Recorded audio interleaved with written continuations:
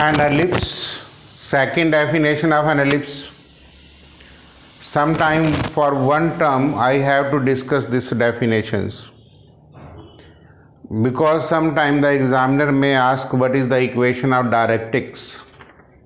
That is not covered actually in the previous definitions. And if you want to do some extra questions from any of the books, so you should know this definition also. An ellipse is the locus of a point which moves in a plane such that its distance from a fixed point, means PS, is in constant ratio less than 1, its distance from the fixed straight lines. The name of this ratio is called E, that is eccentricity. In this case this is less than 1, means अगर जो PS आपका ये छोटा है तो direct ये distance fix line से ले लेंगे. अगर जो ये वाली फोकस है और पॉइंट इधर लग रहा है आपको, तो हम डायरेक्ट्रिक्स ये ले लेंगे. यहाँ पे ये लेस देन 1 का मतलब ये है, मतलब डायरेक्ट्रिक्स से कौन सी डायरेक्ट्रिक्स लेनी है, कौन सी फोकस लेनी है, दो होती हैं. मेरा कहने का मतलब अगर जो P पॉइंट इस पोजीशंस पे लाई करता है वाई एक्सिस के उधर, तो डायरेक्ट्रिक्स ये रहेगा, फोकस ये रहेगा. P पॉइंट इधर लाई करता है तो डायरेक्ट्रिक्स ये रहेगा, फोकस ये वाला हो जाएगा. तो आपने इस तरीके से लेनी है कि ये रेशियो लेस देन 1 रहे. Fix point is called focus. यहाँ पे दो फिक्स पॉइंट होते हैं, इसलिए आप यहाँ पे भी फोकी कह सकते हैं. Fix line straight line is called directrix. ये बात आपने पहले भी पढ़ रखी है. हम इस चीज़ को समझने के लिए, इस रेशियो को समझने के लिए हम एक टेक्निक अडॉप्ट कर लेते हैं. ए पॉइंट जो है वो एलिप्स के ऊपर है, तो हम यहाँ से एक इक्वेशंस ये लिख लेते हैं, AS upon AZ, AS upon ZA is equal to E/1. Is it clear? तो यहाँ से हम बेसिकली AS को लिख सकते हैं E times of Z into A. This is equation number 1. Clear? Similarly हम यहां से भी कह सकते हैं कि अगर ये एक्सटर्नली डिवाइड करेगा, इज इट क्लियर? लोकस के पॉइंट ये भी ले सकते हैं हम. तो जब हम ये लोकस का पॉइंट लेंगे तो हम A-S अपॉन फिक्स लाइन से जो डिस्टेंस लेंगे Z ऑफ A-, इसको भी हम E कहेंगे. तो यहाँ से A-S जो है वो भी मेरे पास E times of Z into A- आ जाएगा. इसको मैं नंबर 2 कह सकता हूँ. अब मैं इन दोनों को फर्स्ट प्लस सेकंड दोनों को करूँ तो फिगर से देखिए AS plus A-S means AS plus A-S, ये distance length of major axis होता है 2A. हम इसको कॉमन ले लेते हैं ZA plus Z of A-. तो this will be equal to 2A, this will be equal to E. What is ZA? This is your ZA. This can be written as CZ minus CA.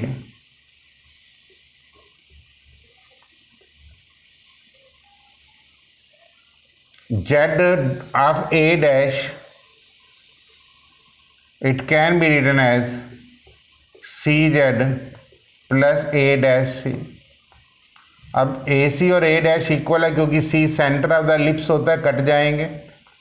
A-C is equal to AC is equal to A होता है, cut जाएंगे. तो E times of 2 times of CZ आ जाएगा. Basically CZ क्या आ जाएगा? A upon E. इसका मतलब यहाँ से यहाँ तक का जो डिस्टेंस है वो आ गया. तो इसी से आपकी इक्वेशन ऑफ डायरेक्ट्रिक्स आ जाएगी. बिकॉज ये डिस्टेंस हम माइनस ए अपॉन ई और जीरो कह देंगे। डिस्टेंस तो ए अपॉन ई है बट एक्सिस के हिसाब से जिसकी जो लोकेशन है हम पॉइंट वही कह देंगे। इसलिए मैंने यहाँ पे लिखा भी है कि equation of directrix X is equal to plus minus A upon E, कि x का मतलब सी जेड, मतलब सेंटर से z तक का डिस्टेंस लेना था। तो इसी डिस्टेंस के लिए दोबारा देख लीजिए, A S upon A Z, ये जो मैंने डेफिनेशन ऑफ एलिप्स लगाई है, ए एस अपॉन दिस, ना जो a है वो जेड एस को इंटरनली और एक्सटर्नली दो पॉइंटों पे डिवाइड करेगा, सेम आपने लेना है। दूसरे पॉइंट से हमने क्या कह दिया, अगर जो फिक्स पॉइंट a से हम रेशो लेते हैं तो ए dash S upon Z A वो भी ई होगा, मतलब एक बार पॉइंट एलिप्स का इधर ले लिया, एक बार पॉइंट एलिप्स का इधर ले लिया, सीधी सी बात है, दोनों को ऐड कर दिया। अब मुझे सी एस भी निकालना चाहिए, मुझे फोकस के कोऑर्डिनेट भी निकालने होते हैं, और आपके दिमाग में ये होना चाहिए कि मुझे निकालना क्या है, मुझे टू फाइंड में C S and C Z निकालना था। सी एस का मतलब मैं एस और एस डैश के कोऑर्डिनेट निकाल लूँगा।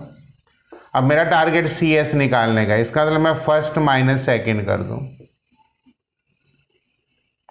तो ए एस माइनस या सेकेंड माइनस फर्स्ट कर लो, जैसे आपका ठीक लगे, A dash S minus A S is equal to E times of Z A minus Z of A dash.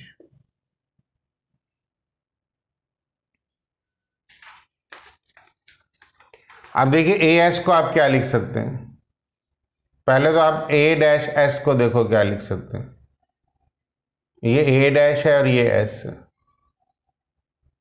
मैं यहां पे लिख सकता हूं C S plus C of A dash minus A S को क्या लिख सकता हूं,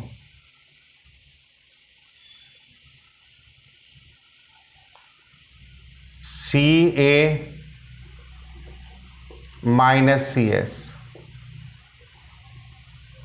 देख लो एस को क्या लिख सकता हूं, C A minus C S is equal E times of Z A को मैं क्या लिख सकता हूं, ये जेड ए की लेंथ है,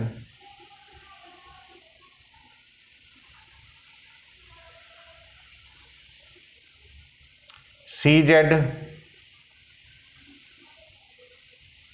minus C A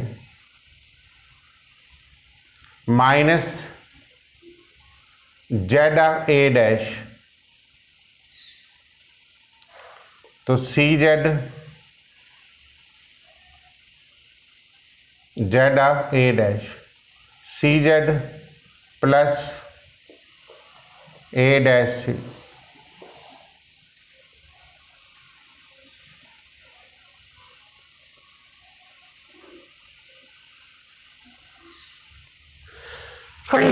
sorry minus two times of A into E, क्योंकि सी जेड कट जाएगा, is equal to two times of C S, तो C S is equal to minus A times of A E. मुझे distance लेना है, मुझे पता लग गया ये ए ई है, इसका एस के कोऑर्डिनेट यहाँ पे तो मैं माइनस ए ई जीरो कर दूंगा और ये कोऑर्डिनेट ए ई और जीरो कर दूंगा, क्योंकि दोनों डिस्टेंसेस इक्वल होंगे। वैसे भी हमने फोकस के कोऑर्डिनेट सी का है और सी की वैल्यू हमने क्या कही थी, E is equal to C upon A कहा था, इनसेंट्रिसिटी। तो ये बेसिकली मैंने डेफिनेशन आपको इसलिए लर्न कराई है कि सो दैट कि आपके पास अगर जो इक्वेशन और डायरेक्ट्रिक्स का कोई क्वेश्चन पूछ ले तो आपके पास ये सम आना चाहिए। थोड़ा सा इस डेफिनेशन को कंसिडर कर लेना, अच्छी डेफिनेशंस हैं, मैंने दोनों ही पार्ट्स आपके क्लियर कर दिए। नेगेटिव पॉजिटिव में बॉदर मत करना, सी एस डिस्टेंस होता, फर्स्ट माइनस सेकंड करते पॉजिटिव आ जाता, सेकंड माइनस फर्स्ट किया नेगेटिव। तो ellipse is the locus of a point which moves in a plane such that its distance from a fix point is in constant ratio less than 1 to its distance from the fix straight line. जो point आप ellipse के learn कर लेंगे वही same point hyperbola के होते हैं। हम डेरिवेशंस हाइपरबोला में नॉर्मली नहीं करते। बुक्स में दी होती हैं, आप खुद कर सकते हैं, बट हम ज़्यादातर एलिप्स की डेरिवेशंस आपको सिखाते हैं। इन चीज़ों को फिगर से समझने की कोशिश करना, मैंने बहुत इजी और क्लियर कट वे से आपको समझाया है। जेड ए को बार बार ध्यान से देख लेना कि क्या होता है। हर मेजरमेंट सेंटर से लेनी है। अब ये समरी है मेन फैक्ट्स की। ये इक्वेशन ऑफ एलिप्स है, इसमें ए एक्स के नीचे बड़ा है तो इसलिए ये बड़ी term major axis along X axis होगा। ये वाई के नीचे बड़ी टर्म्स हैं इसलिए major axis along Y axis होगा। क्रैमिंग करने की जरूरत नहीं है, चीज़ों को आराम से समझिए। सेंटर दोनों के सेम है, एक्स के नीचे बड़ी टर्म है तो अब सीसा में कोऑर्डिनेट है, वाई के नीचे बड़ी टर्म है तो ऑर्डिनेट में है। Equation of major axis X axis है, इक्वेशन वाई जीरो, या एक्स एक्सिस है वाई एक्सिस है तो एक्स जीरो, माइनर हो गया लेंथ। ये सारे पॉइंट्स हमने आपसे डिस्कस कर रखे हैं, तो आपको जस्ट ये टेबल्स याद होना चाहिए। एक एक पॉइंट्स को पढ़ते रहिए। लेंथ ऑफ लेटेस्ट रेक्टम, दोनों वीडियोस की थ्योरी मिला के आपकी ये पोर्शंस कंप्लीट होता है। अब इनके क्वेश्चंस करने थोड़े कंपैरेटिवली इजी रहते हैं, वो ज़्यादा कॉम्प्लिकेशंस का काम नहीं है। इस टॉपिक में मेन कॉम्प्लिकेशंस यही रहता है कि how to remember the theories. बाकी मैं इसमें ज़्यादा प्रॉब्लम्स मानता नहीं हूँ, but this is your exercise 11.3। 1 to 20 questions हैं यहाँ पे, लेकिन क्वेश्चंस आप खुद ही करेंगे। I will take 3 to 4 questions, उन्हीं से मैं आपको समझाने की कोशिश करूँगा, क्योंकि इनके क्वेश्चंस में ज़्यादा एनर्जी नहीं लगनी चाहिए। इनके मेनली जो एक्सरसाइजेज इंपॉर्टेंट नहीं है, थ्योरी इंपॉर्टेंट है। If you know the theories and concepts then the sum can be easily find out. First 1 to 9 questions तो एक जैसे ही हैं। In each of the exercise 1 to 9 find the coordinate of foci.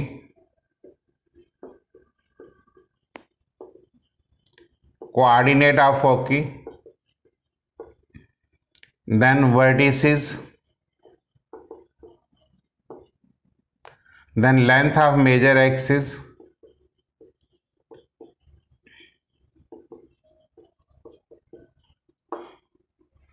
then length of minor axis,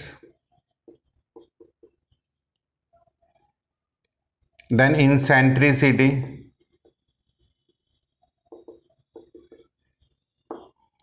then length of latus rectum।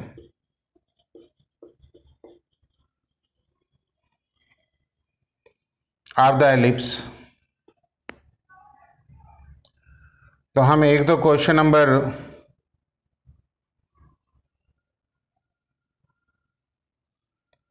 8 ले लेते हैं कि 16x² plus y² is equal to 16।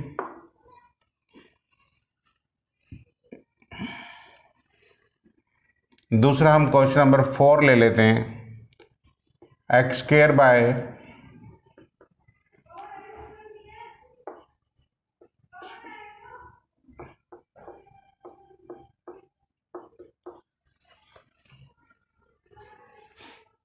एक क्वेश्चन मैंने वो ले लिया जिसमें x के नीचे बड़ी टर्म्स हैं, और एक वो ले लिया जिसमें y के नीचे बड़ी टर्म्स हैं।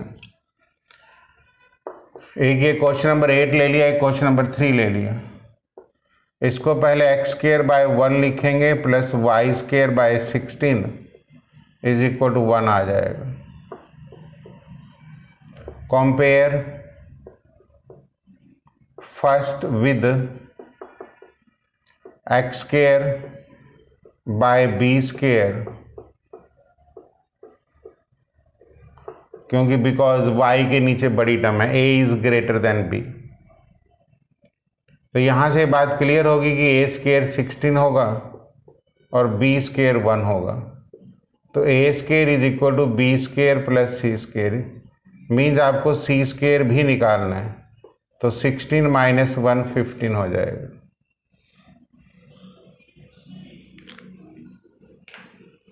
देखिए मेरी थ्योरी तो ये कहती है कि तो वर्डिंग्स लिखिए, यहाँ पे स्टैंडर्ड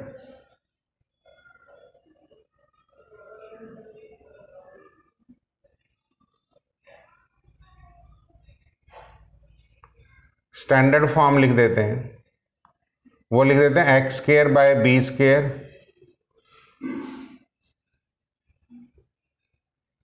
ठीक है। यहाँ इक्वेशन नंबर 1 लिख देते हैं, जिसको न्यू फॉर्म कह देते हैं। अब यहाँ कोऑर्डिनेट ऑफ फोकी इसमें क्या होते हैं, 0 प्लस माइनस सी होंगे, तो आंसर आ जाएगा 0 plus minus under root of 50। Vertices क्या होते हैं, 0 प्लस माइनस ए होंगे, आंसर आ जाएगा 0 plus minus 4। Length of major axis क्या होती है, 2a, 8 आ जाएगी। लेंथ ऑफ माइनर एक्सिस क्या होती है, 2b, 2 आ जाएगी। इंसेंट्रिसिटी E क्या होती है, C upon A, that is E is equal to root 15 divided by 4। Length of latus rectum 2b square upon a means 2 divided by 4 is 1/2।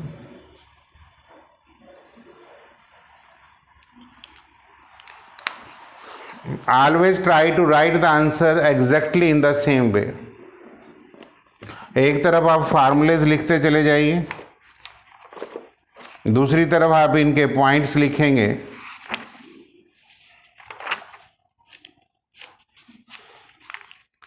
तो आपको क्वेश्चंस इजी महसूस होंगे, फिर क्वेश्चंस में प्रॉब्लम्स नहीं रहती।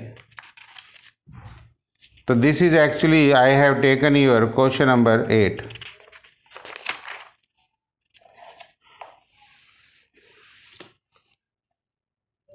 Similarly, if I move to the next point,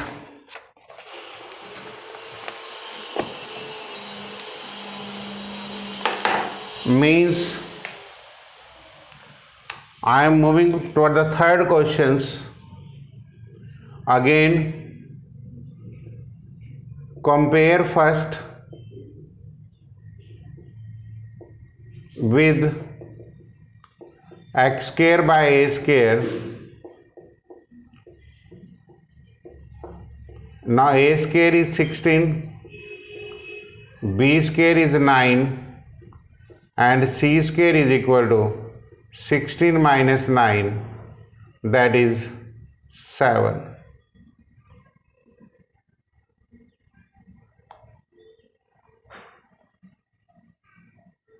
result same रहता है, फार्मूले में कभी चेंज नहीं होता। वही दो बातें,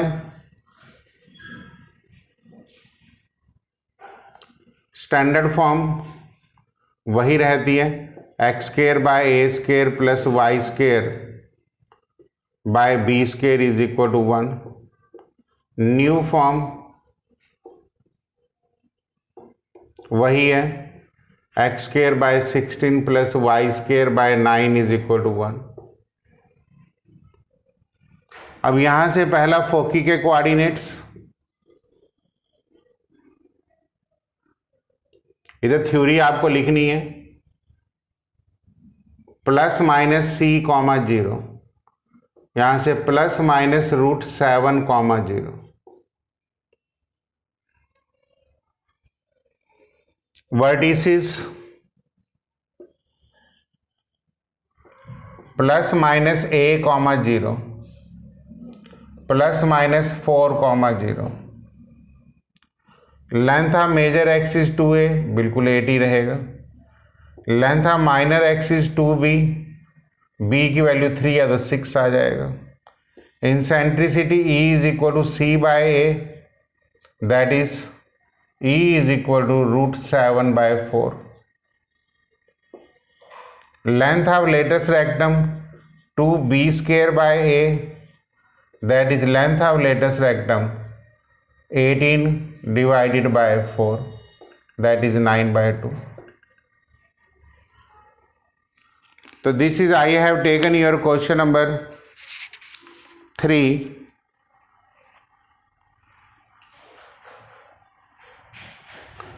तो remaining 1 to 9 question now you will complete of your own. लिखने का तरीका आप यही अडॉप्ट करेंगे. जितनी भी टर्म्स हैं आप ध्यान से देखेंगे. मैंने टेबल्स में आपको ज़्यादा बातें बताई हैं, क्वेश्चंस में लगभग ये 4-5 ही रहती हैं. तो with this if you know each and every things, तो आप ये 1 to 9 क्वेश्चंस ऐसे कंप्लीट कर सकते हैं.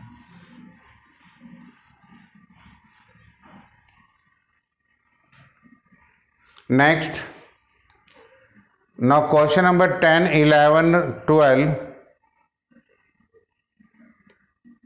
इनमें आपको एक बात बेसिकली क्या ध्यान में रखनी है, इक्वेशन ऑफ एलिप्स निकालनी है, satisfy the given conditions.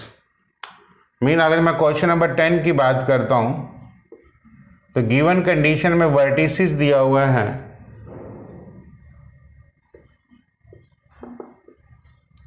Vertices is given to be plus minus 5 and 0 and foci is plus minus 4, 0. Observing points क्या हैं? Observing points, number 1 y coordinate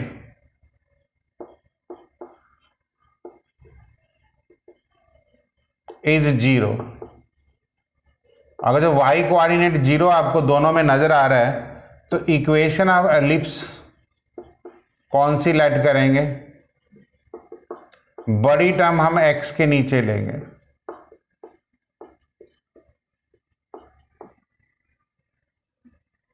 it means a is given to be 5 vertices को observe करके, and c is given to be 4. Using the results, a square is equal to b square plus c square. It means 25 minus 16 is equal to b square. So b square is equal to 9. Therefore, equation of ellipse is x square by 25 plus y square by 9 is equal to 1.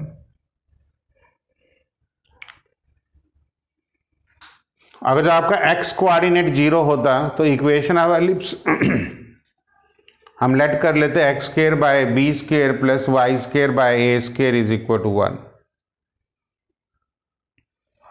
Means in every question you have to observe which of the coordinate is 0.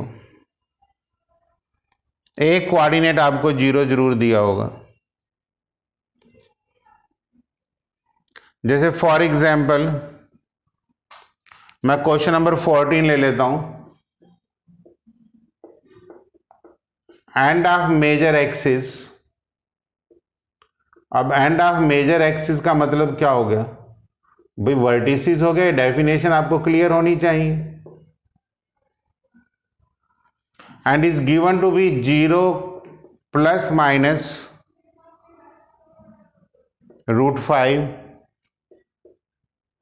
and end of minor axis given to be plus minus 1 and 0.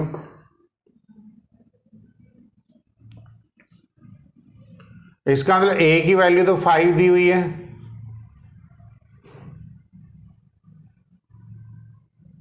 और b की value 1 दी हुई है. और equation of ellipse जो आप late करेंगे, x coordinate 0 है तो x square by B square plus Y square by A square is equal to 1. क्योंकि वर्टिसेस में आप देखो x कोऑर्डिनेट 0 है.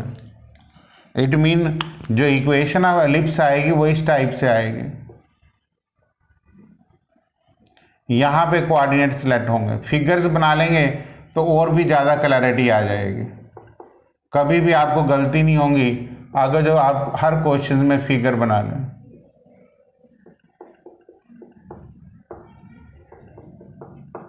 क्वेश्चंस खत्म हो गया।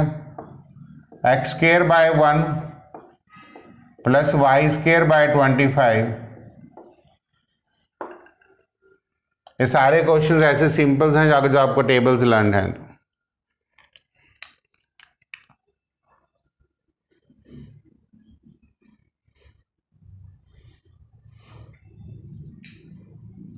क्वेश्चन नंबर 20 देख लीजिए।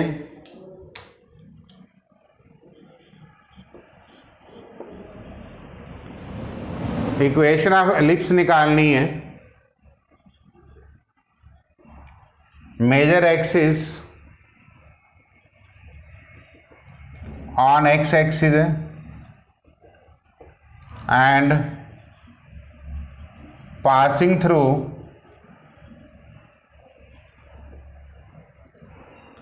4, 3 एंड 6, 2 है। सबसे पहले आप इक्वेशन ऑफ एलिप्स सेलेक्ट कर लेंगे। X square by A square, दो रीजन हैं उसके, because major axis along X axis, इसका हम बड़ी टर्म एक्स के नीचे लेंगे। ये लाइन हमने इसको ऑब्जर्व करके लिखी है, इसको नंबर 1 कह लें। First passes 4, 3, 16 by A square 9 by B square -1 is equal to 0, इसको नंबर 2 कह लो। First also passes 6, 2, 36 by A square 4 by B square -1 is equal to 0। अब सॉल्व करिए दोनों इक्वेशनों को to get the value of A square and B square. तो 1 bye A square को जब हम सॉल्व करेंगे, मैंने पहले भी बताया था कि ये वाली टर्म नहीं रखेंगे, 2 बाय 2 का एक डिटर्मिनेंट बना लेंगे, neglecting the terms of A square. Constant में डिनोमिनेटर में कांस्टेंट टर्म को निगलेक्ट करते हैं।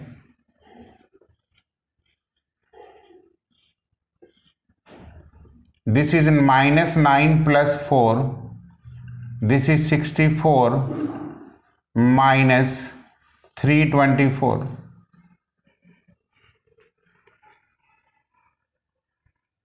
means 5 divided by -0, 6, 260. So this implies a square is equal to 260 divided by 5. Similarly मैं 1 बाय बी स्क्वायर निकाल सकता हूँ। मैंने कहा था मिडल टर्म के साथ माइनस साइन आएगा, टर्म जिसकी निगलेक्ट कर देंगे। डिनोमिनेटर मैंने कहा था कि सेम रहता है। मैंने स्ट्रेट लाइन में भी ये कैलकुलेशंस आपको दी हैं।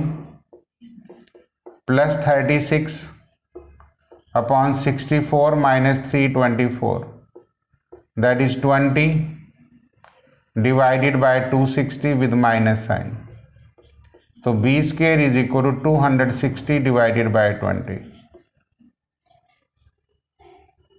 सिंप्लीफाई हो सकता है। This is your 13 and this is your 52। तो from first final answer is X square by 52 plus Y square by 13 is equal to 1। This is 13। So this is question number 20। इसमें students ज़्यादातर calculation के कारण मार खाते हैं। Question number 19 भी ऐसे ही है, आप इसी तरीके से सॉल्व कर सकते हैं। लिखा है सेंटर 0, 0 है, major axis along Y axis है, पासिस थ्रू। जो वो कहता है कि major axis along Y axis है,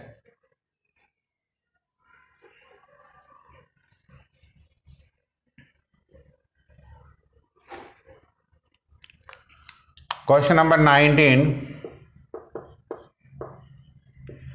major axis along y axis implies equation of ellipse क्या ले लेंगे, X square by B square plus Y square by A square is equal to 1, A is greater than 1। उन्होंने लिखा first passes, 2 points दे रखे होंगे 3, 2 and 6 and first also passes 1, 6, 9 by b square, 4 by a square minus 1, 0,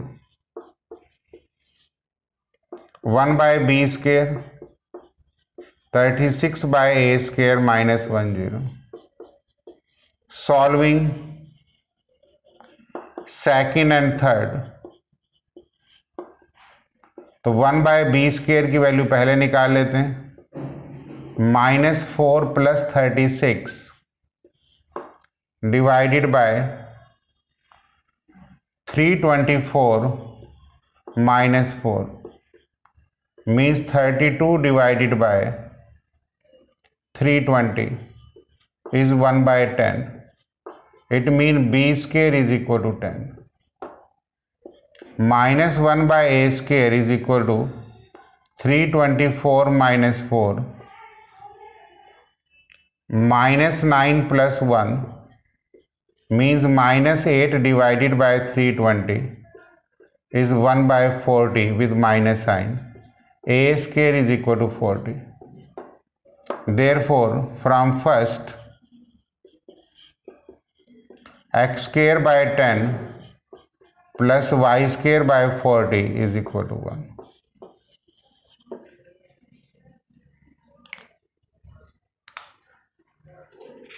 मैंने आपको कहा कि ये सिर्फ आपने कैलकुलेशंस का ध्यान रखना है। स्टेटमेंट और थ्योरी जितने अच्छे तरीके से पढ़ेंगे उतनी आपके लिए क्लैरिटीज रहेंगी। एक ऐसा ही क्वेश्चन एग्जाम्पल में भी है पासिस थ्रू वाला, लेकिन बुक ने तो लिख दिया on solving you will get this and this, but आपको जो मैंने मेथड्स दिया अगर आप इसकी कैलकुलेशंस प्रैक्टिस करते हैं तो प्रॉब्लम्स काफ़ी हद तक एलिमिनेट्स हो जाएंगे। तो now you may complete this ellipse and complete exercise.